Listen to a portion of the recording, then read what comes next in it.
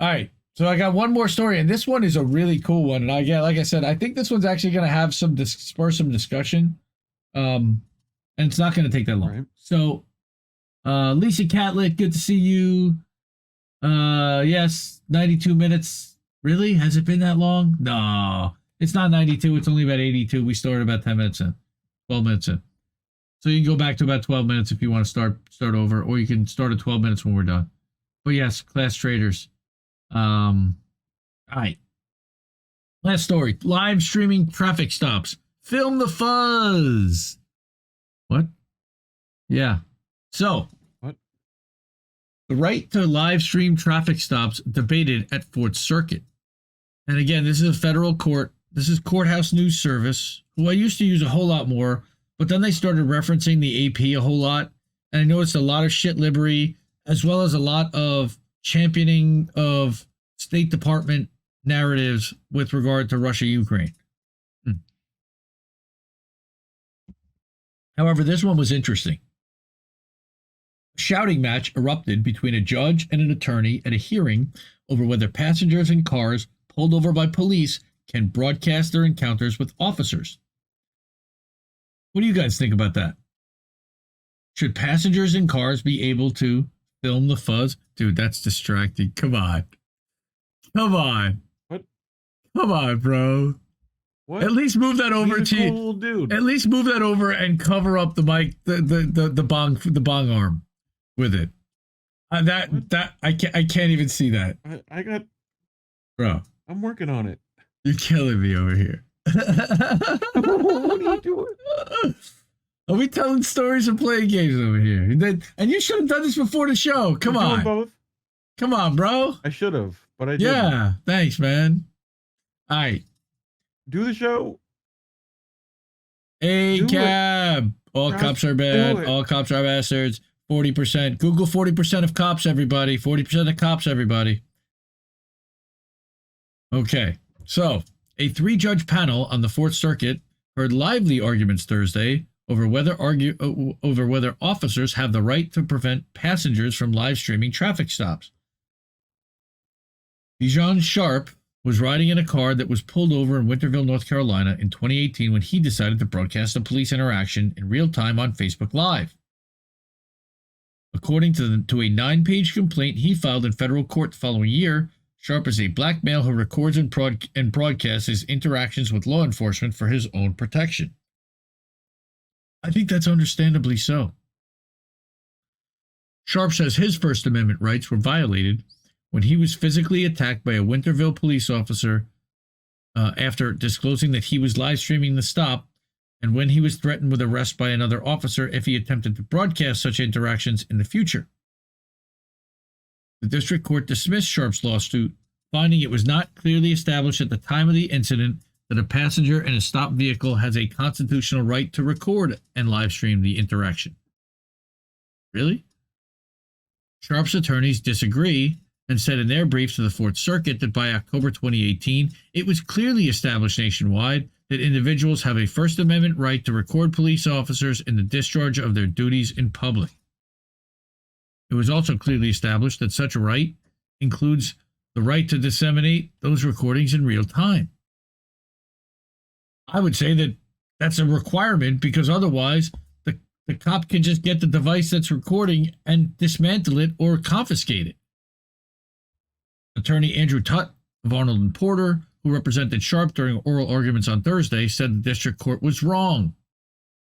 This case raises questions that strike the very heart of the First Amendment's most important protections, he said. First Amendment, not Fourth.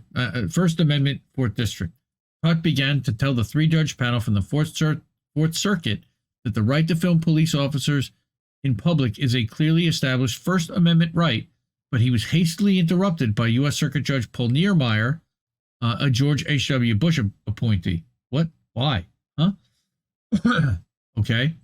The briefs on both sides spent a lot of time talking about a First Amendment right to photograph police work in public, whether by the press or friends or other people watching, and cases seemed to support a First Amendment claim there.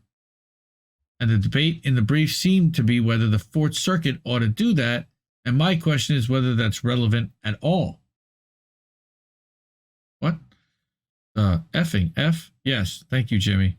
Niermeyer says he thinks that the dispute actually arises from the Fourth Amendment, under which passengers and drivers are subject to the same level of police control during a stop and seizure. The difference here, he responded, is that Sharp was merely broadcasting passively. Right. So the officers had no specific or articulable reason to demand that the passenger stop broadcasting, and there was no governmental interest in doing so.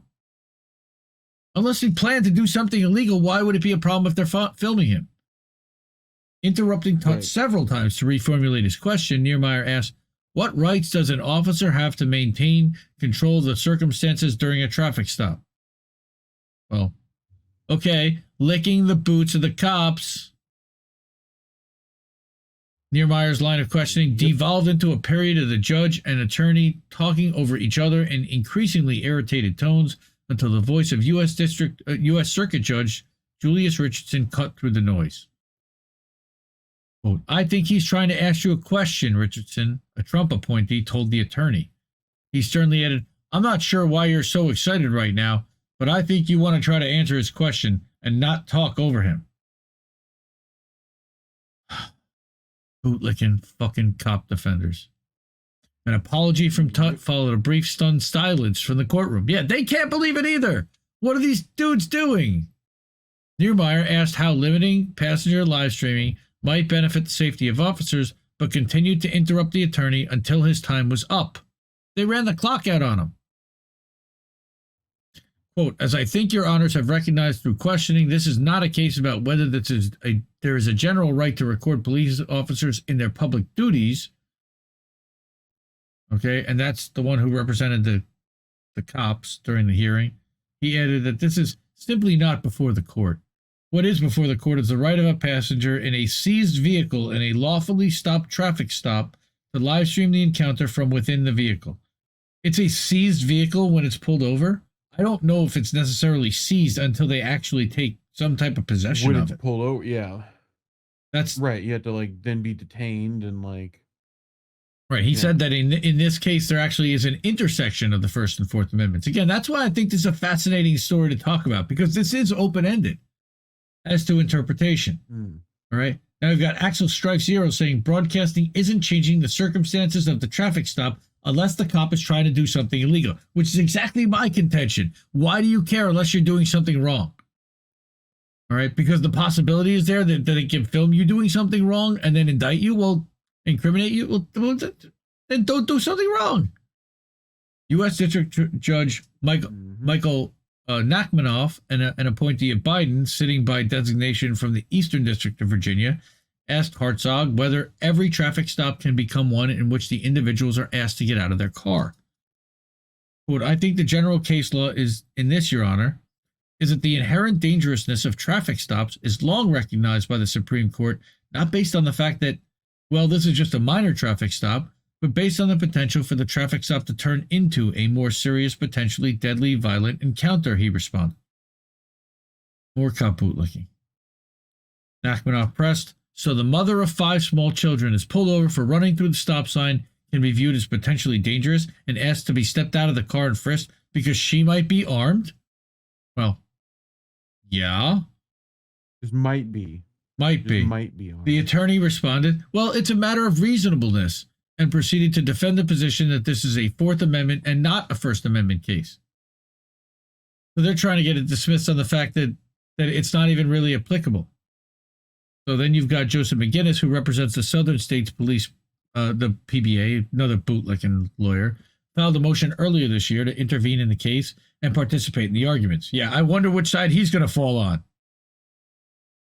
Quote, officers have legal duties, responsibilities, and protocols to follow, and what they are taught and trained is to look at these two things that God gave us, the hands, and the things that are in those hands, especially when it is a metal object like a cell phone that can be and has been used as weapons, he told the panel. So now a cell phone is a weapon. Yeah. When it films you actually doing something illegal, it certainly counts as a weapon against you being a cop anymore. However, this group argues that recording should be allowed as long as it's not live broadcasting. Again, so that they can then take the device and stomp it. They cited concerns that a live streamer might call local gang members to come attack officers on the scene.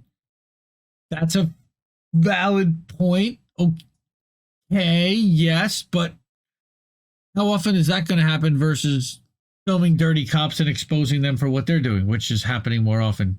Have a good night, Garrett. Good to see you. The purpose of live streaming a stop is to hold everyone at the scene accountable, he said during a rebuttal. He explained that Sharp's interest when it comes to live streaming is both fear and actually deterring wrongdoing by the officers. Yes, they're supposed to be afraid to do something wrong because they're on camera. And usually they turn off their body camera, they somehow aren't working. It helps to allay that anxiety that individuals feel when they are at a traffic stop with police officers and they don't know what those officers are going to do.